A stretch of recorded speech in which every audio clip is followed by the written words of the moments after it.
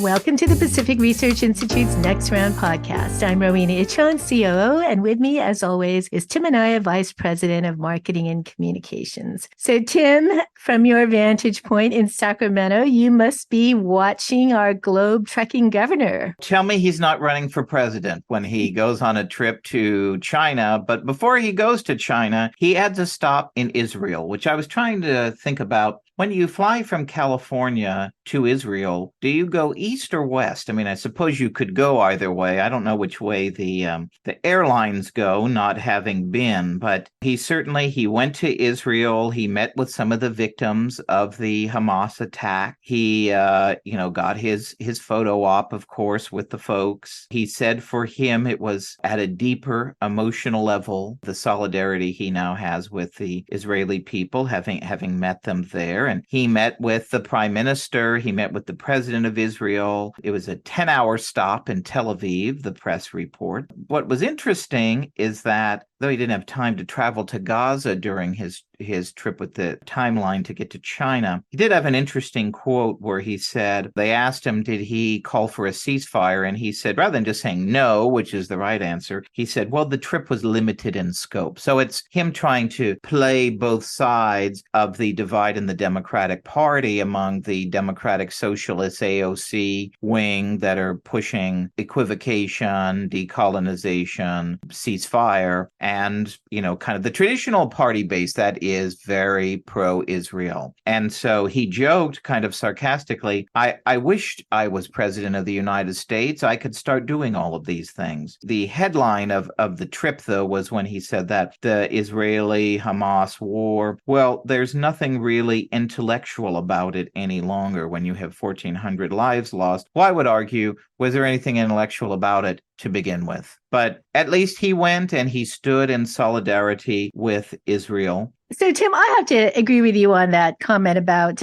it's no longer, I believe he says it's no longer intellectual any longer, something like, I'm paraphrasing it, but using the word intellectual. I thought that was quite a faux pas on his part to even imply that there was just something intellectual. This was an intellectual exercise and that he had to go all the way to Israel for it to hit home. That, to me, says, well, maybe our governor is not so ready for prime time here, because to think that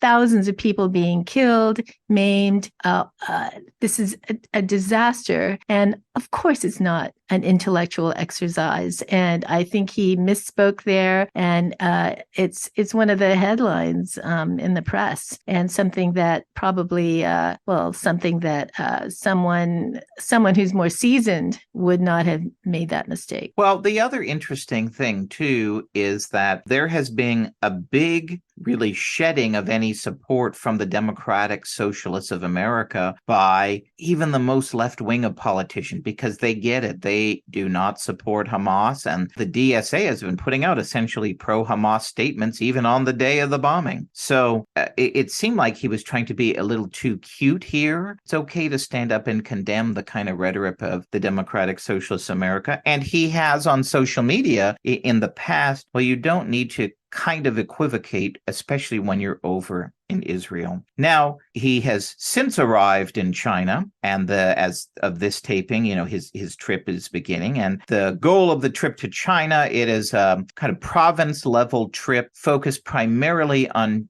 climate change and how California can partner with China on climate change. And we're already seeing statements from the Chinese state media kind of applauding Newsom, because he, in some ways, kind of plays a useful idiot to them, right? Because China is heavily criticized for really their lack of any effort on climate change. And so Newsom coming over there wanting to work with them on climate change, it serves their purpose, at least image-wise. One interesting thing I think on China is a Californian who has been held captive in China for several years on religious freedom grounds. And he has been called upon on his trip to raise the issue of that with the Chinese government officials that he meets with. And it's a standard call when any American government officials of any level meet with a Chinese government official to raise these kind of human rights issues directly with them. And it's unclear as of this taping if Newsom is going to raise this issue at all. I would hope that he does. It's really kind of standard procedure where an American official of any political stripe would raise these sorts of,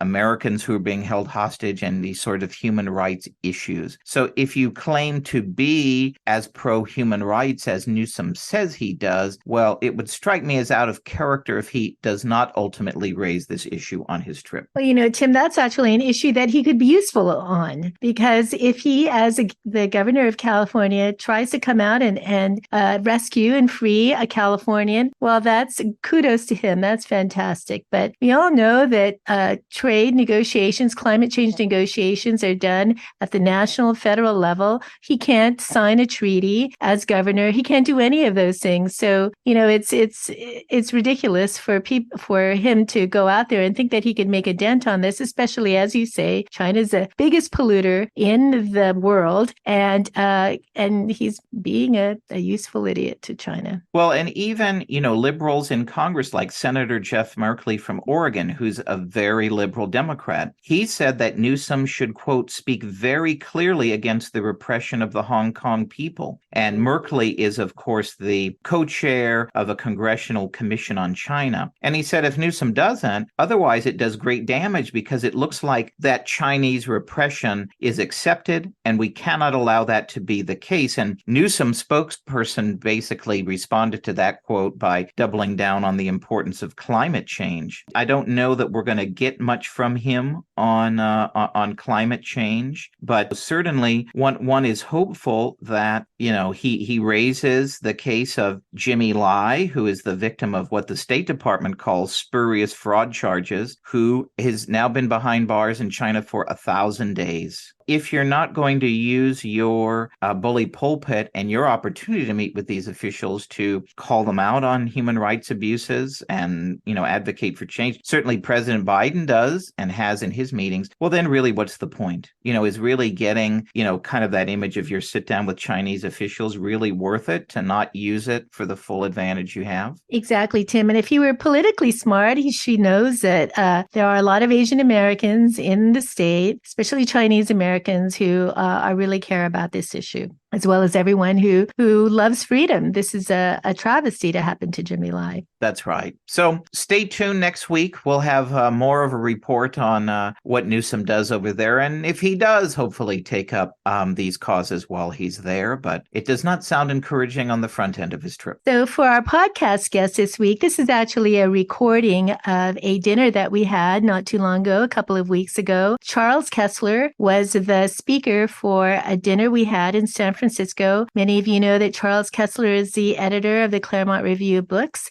He's also a political science professor at Claremont McKenna College here in Southern California. And he's, as we all know, he offers tremendous perspective on what's happening from the presidential elections to our global issues here with Israel and China and so forth. So I think it was really a coup to get him. As people know, he's the husband of our president's Sally Pipes, and we were really happy to have him and grateful to be able to tape this interview. Yeah, and what's really great about it is in a really half-hour listen, you get to hear some really interesting perspective from one of the smartest thinkers we have. So you really hear a lot about all these topics we're thinking about in just a short amount of time. So it's a good listen that we highly recommend. Thanks very much. And here's Professor Charles Kesler. It is a great pleasure and to be here, a particular delight to be here with so many friends and in this beautiful room at this lovely and civilized club, which is in many ways a real oasis, a refuge from, I'm afraid, the politics of the day in America and abroad, as we know. But Sally mentioned Bill Buckley, and the title of my so-called remarks tonight is borrowed from Bill. Bill gave speeches in his heyday, scores and scores of speeches every year across the country. He would go on lecture tour, and he used the same title for every speech, which was Reflections on Current Contentions, because the title was an evergreen. It could never fail to be interesting and relevant. And unless he had to write special remarks for his group that he was speaking to, that would be the generic title that he would use. I was very disappointed when a few months ago I asked the freshman class in American government that I was teaching, do you know who William F. Buckley is? Have you ever heard of someone named William F. Buckley Jr.? And in the class of about 30, mostly freshmen, but a few upperclassmen, the answer was zero. No one had ever heard of Bill Buckley.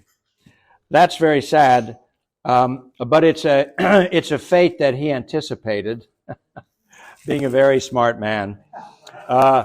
And he told me this story in his later years, that when he was, after his wife had died, Pat, in 2007, he took a solo vacation in Charleston, South Carolina. His mother's family had come from South Carolina, so they had a house there, and he knew South Carolina pretty well, having spent many months and parts of years there over his youth. But he was walking along that marvelous street by the Charleston Harbor with these multicolored, lovely houses, wooden houses, right there by the water. And he had stopped to look out over the harbor and all of the history that it represented. And a young woman came up to him, he said, and asked him, are you a senator or something? You look famous. And Bill said, he paused for a moment and he answered as follows, I am a rock star. And that's even, of course, much higher on the hierarchy of fame than a senator. But it's a very Bill kind of remark. Alas, the legacy of Buckley and the original conservative movement is very much in contention today in our politics. And we'll talk, I think, a little bit about that a little bit later. Sic transit gloria mundi, but it's not just the glories of the world that are fleeting. We hope the horrors of the world are fleeting too. In the wake of the Hamas's atrocious and horrific attack on Israel, I've been interested in the reaction of various colleges across the country to this atrocity. And for the most part, they have been extremely disappointing. Harvard, perhaps notoriously, one of the worst, the 30 student groups who sided entirely with Hamas, proclaiming that the guilt of all the killings, the murders, rested entirely on Israel, being perhaps the most horrific of the student reactions. But the Harvard College, the administration reaction is slightly better, but not a lot better really than that of its notorious student groups. Larry Summers, the former president of Harvard and the economic advisor to the, I guess briefly to the Obama administration, or was it even earlier, Clinton? Yeah. said that this was the reaction of the Harvard student organizations made him sick, and I think that was an appropriate reaction to what they had to say. Well, it's been my good fortune, in a sense, to have been appointed by Governor DeSantis in Florida to the board of the new College of Florida, which is not so new, really. It started in the 1960s as a private college and wandered into the university system of Florida. But and as a member of the board, which has been attempting to, I think it's fair to say, transform New College from one of the leading woke institutions of Florida into what it was intended to be, which was a classical liberal arts college. The board, which now has a majority of people who share this goal of restoring greatness, if you will, to New College, we have been, every meeting of this board is a public meeting, of course, because it's a public university, a public liberal arts college. And so we are subject to an hour or so of public comments, which are almost entirely abusive. Chris Rufo is my colleague on the board, and he's sort of a lightning rod for the abuse. I haven't been subjected to very much of it personally. But we are routinely called Nazis who are trying to do to the university system of Florida what the Nazis did to the German university system in the 1930s. And so I understand the hyperbole of modern political rhetoric, but still, I must say, I'm very proud to be on the board of this college because of their statements on the attack by Hamas on Israel, which, even though it's against the rules to use your phone, I'm going to read the 2 paragraphs of our statement, which the New College Board of Trustees and President issued, which goes as follows. New College of Florida unequivocally stands with Israel and the Jewish people during this difficult moment in history. We will aggressively uphold our legal obligation to ensure Jewish members of our campus community are protected during this time. As a member of the state university system, New College faithfully executes its responsibility under state law to ensure that all education programs, activities, and opportunities are offered free from discrimination. And then I especially like this paragraph. It is important to emphasize, and this is not something you'll hear from a California university school, it is important to emphasize that it is a first-degree felony under Section 775.33 Florida statutes for any person to provide material support or resources to any designated foreign terrorist organization, including Hamas. Any individual or group at New College providing support or resources to designated foreign terrorist organizations will be prosecuted to the full extent of the law. At New College, we simply will not tolerate violence, intimidation, harassment, or threats against Jewish students, employees, or communities. And it goes on from there. But I thought that was a pretty courageous statement, actually. And in bringing in the law of the state of California, entirely appropriate.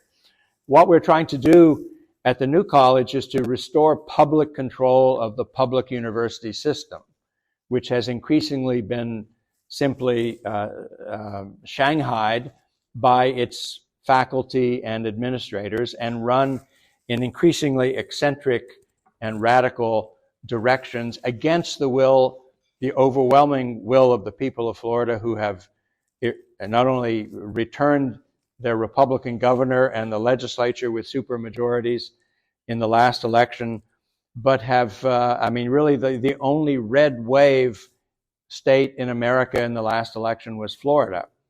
Republicans hoped that the whole country would be swept by a red wave. It was not, but Florida was. And it seems to me that that's something that we should wonder about and study somewhat. But regardless of that, I'm proud to be on that board and standing with them as they do on this question. So I wanted to say something very brief about foreign policy and then domestic policy, but the objective of this exercise is really to open the floor for conversation. So don't be bashful. If you'd like to say something, please interject what it is that you'd like to say, or if you want, in 10 minutes or so, I will relax and you can have the floor. First of all, of course, something has to be said about Israel and U.S. foreign policy. It seems to me that we're in a very dangerous and delicate moment where it is quite easy for a more general war to break out in the Middle East and even beyond the Middle East.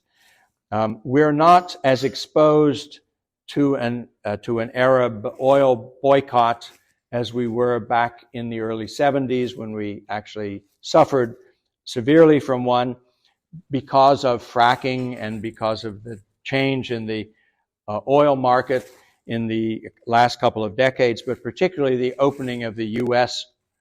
Energy market and the energy independence that was achieved briefly, at least, under President Trump and a few presidents before him who took a more enlightened view to the production of U.S.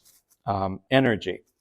But still, the world is vulnerable to an Arab oil boycott or embargo, and we have not been well prepared for war or for energy shortages or an increase in the cost of gas and oil, which we're already experiencing, of course. President Biden has been emptying the U.S. strategic reserve by 1 million barrels a day. And at the same time, China has been filling its strategic reserve by 500,000 barrels a day. They seem to know something we don't know about what's coming in world politics or the situation that we may face shortly in world politics. It is it is not inevitable, but it is likely, it seems to me, that the war will spread to Lebanon and eventually perhaps even to Iran, which is the main sponsor of most of the mischief and worse that has been visited upon Israel lately, and in the near future will be visited upon Israel. President Biden has reacted in a way that I think is better than I thought he would, actually. In many ways, he is an old-fashioned Democrat. He hasn't been a very good centrist, but in a way, he is the last gasp of the centrist Democratic Party, and a party in which American Jews were a very important part. He is in the strange situation of being Barack Obama's vice president, of course, and Barack Obama, among the things which I think he will be remembered for, is a kind of shift in American liberalism from a Democratic Party that was extremely respectful of American Jews and interested in American Jews and interested in the cause, you might say, of the Jewish people, to one that is basically centered on the Black American experience. Jews and blacks were always mutually interested in one another. to varying degrees, of course, in American politics. But since Obama, I think there has been a real shift. The Iran initiative, which Obama created and which strangely and almost inexplicably the Biden administration continues to pursue, no one has really explained what the reason of that of Iran initiative is, except the sort of obvious one, which is to replace Israel in our among our allies in the Middle East and as this sort of center of our interest in the Middle East with Iran, with the Persians. And the reasons for that have never really been explained, either for Obama, who initiated this, or for the Biden administration, which has continued this initiative, which is certainly not popular among the American people and doesn't have a lot of electoral payoff except within the most rarefied Democratic sectors, it seems to me. But maybe that's enough on that topic. We can talk more about that when you like. Let me say something about domestic politics briefly. It seems to me nothing has really changed in American politics in a fundamental way since about 1968. We've been debating the 60s ever since the 60s. We're still, it seems to me, playing out the politics of the 60s, which has never come to a point of resolution. Neither the new left nor the new right in 60s terms has been able to win a lasting majority in support among the American people. Since the 60s, we've basically been stalemated between the two parties. And if you look at the electoral results, you know, one party will hold the presidency, and then usually the other party will take the presidency. And increasingly, that's true of the House and the Senate as well. If you look back at American history, that's a very unusual pattern. Mostly in American history, for long periods, one party was dominant. It was the majority party, and it controlled the House and the Senate and the presidency for the majority of those years. I mean, the greatest example is probably if you look at the Republican Party, which was, I mean, I know this is hard to believe, it was the majority party in America for a very long time. Basically from 1860, when Lincoln was elected, until 1932, when Franklin Roosevelt was elected, every president in that long, 70-some year period was Republican except two, and Grover Cleveland and Woodrow Wilson, until you get, of course, to 32 when FDR comes in and the pattern changes. And if you look at the House and the Senate, control of the legislature was 40-some years of those 70 years was in Republican hands as well, both the House and the Senate. So the old pattern was one party dominating for several generations, only to be dethroned eventually, and another party or a different version of that reigning party installed. But since 68, the parties have essentially deadlocked, and we haven't been able to decide whether we want to be a more conservative country or a more liberal country. And that is more or less where we are. I'll remind you that Barack Obama was reelected very narrowly in 2012. And in 2014, the last election under Obama, the Democrats lost enormously all across the country, especially in state legislative races and gubernatorial races, but in the House and the Senate too. The numbers of Democratic representatives coming out of the 2014 election was the lowest it had been since the 1920s, when the Republican Party was still the firm, dominant majority party in the country. In other words, as Obama took the country and the government left, the voters moved right, and almost enough to have defenestrated him in 2012, not quite, but enough to damage the Democratic Party severely in 2014. We've sort of forgotten how low the Democrats were because with the election of Trump in 2016 and then Biden in 2020, these have been so disruptive and so bizarre, in many ways, that we've sort of forgotten everything that happened before them, even immediately before them. But I think what happened before them is still relevant to considering our situation. You may remember the Tea Party in 2010. This was, of course, the beginnings, you might say, or at least a major moment in the populist upsurgence within the Republican Party, which would culminate in Trump's election in 2016. But in 2010, the Republicans struggled to incorporate this populist upsurgence into their party. The modern Republican Party had sort of grown unaccustomed to popular approval and popular enthusiasm. And so if we think back to that year, the leading Republican book that was published was called Young Guns. Yes, I know. It's a while ago, but go back with me. A book about the new generation of Republican congressmen and politicians coming up who were going to understand populism and the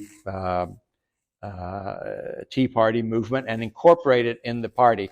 The three authors of Young Guns were Eric Cantor, Paul Ryan, and Kevin McCarthy. Eric Cantor lost his primary election to a more populist, sort of Trumpian Republican.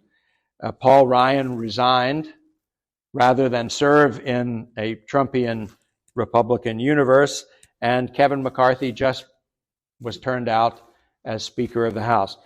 So much for the Republican Party's attempt to absorb the populist movement, at least circa 2010.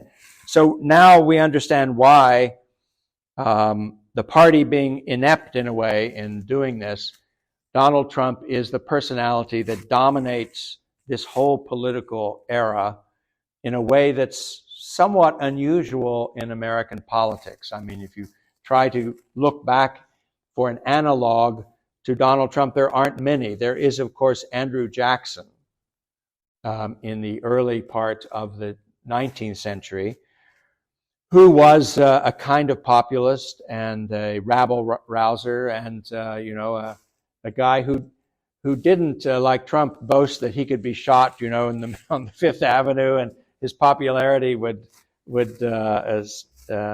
still soar. Jackson is a man who killed a couple of people in duels who had offended him or offended his wife's honor, and got away with it, of course, in those days. And he really changed the direction of American politics in fundamental ways. So in many ways, Trump, when he visited the Hermitage in Tennessee, Jackson's house, his mansion, I'm not sure he'd ever heard of Andrew Jackson before he got to this house, but because he said a couple of things when he was there, like, they say he was a lot like me. Typical way to look at it for Trump. They say that his policies and his administration were, very close to mine. I mean, I don't think he really knew anything about it, except he sort of liked the sound of it. But other than that, I mean, maybe, the young Theodore Roosevelt, or there might be a couple of other examples that might come close, but no one has really had the kind of, I think, cult-like political following that Trump has developed. And it tells us, in a way, a lot about Trump, of course, but it tells us more about the basic political illnesses of our time. I mean, what has happened, broadly speaking, in American politics over the past, 50 or 75 years is the government has gotten larger, more ambitious, more costly, more intrusive, and trust in government has fallen. And these things have happened almost exactly in parallel to each other. And you would think at some point that has to stop. I mean, government, we like government, and the government does a lot of things for us, but in general, Americans don't like the phenomenon of a big government that can do more and more things for them and tax them in order to do that. But at the same time, as they don't really like that, they vote for it, or they vote, if you resolve the vectors of their votes, this time for Republicans, this time for Democrats, you get a direction that is favorable to the growth of government and the contraction of civil society and of old-fashioned, at least, liberties in the United States.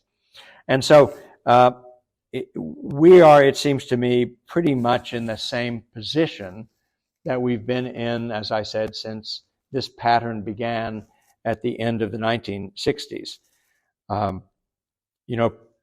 Joe Biden is more popular among Democrats than Donald Trump is among Republicans.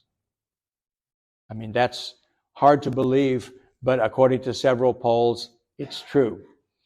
And I think that's because Biden does represent the last gasp of the sort of FDR vision of the party as a party of working class social reform.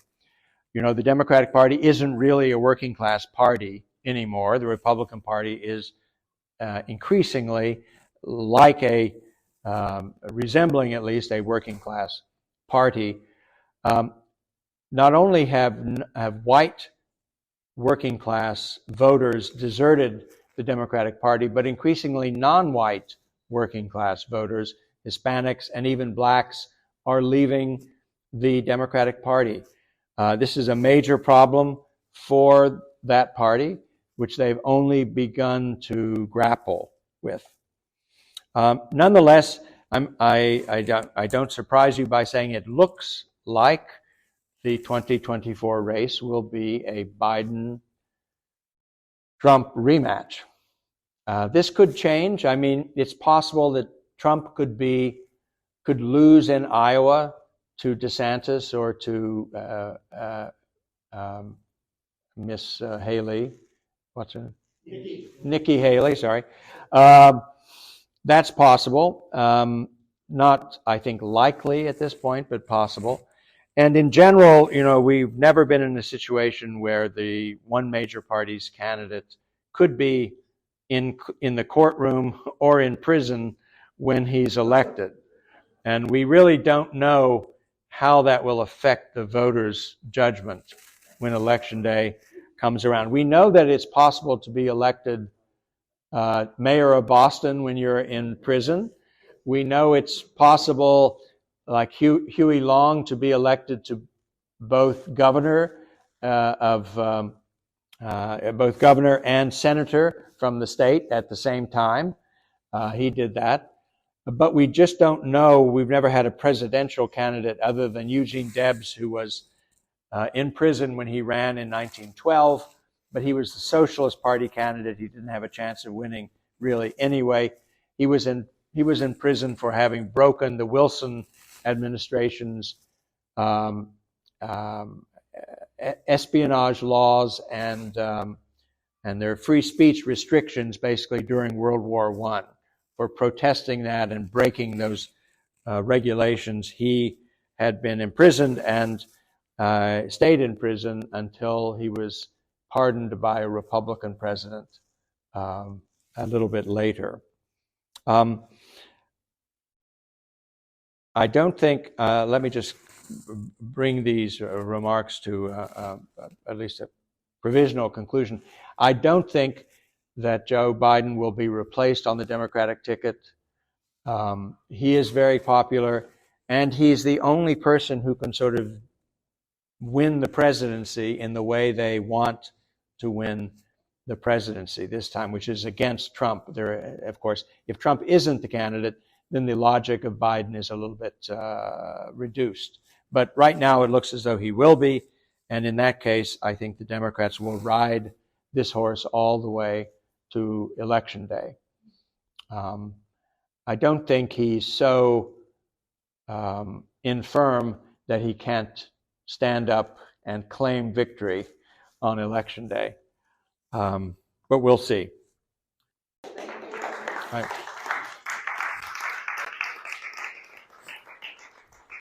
If you like this episode, please tell your friends and subscribe to PRI's podcast at iTunes, Google Play, Stitcher, TuneIn, iHeartRadio, and Spotify. And when you're on these platforms, don't forget to give us a big 5 stars. If you don't subscribe to any of these, you can still listen on PRI's YouTube page, youtube.com/Pacific Research 1. That's the number 1. Thanks for listening. I'm Rowena Itchon. Hope you'll come back again for next round with PRI.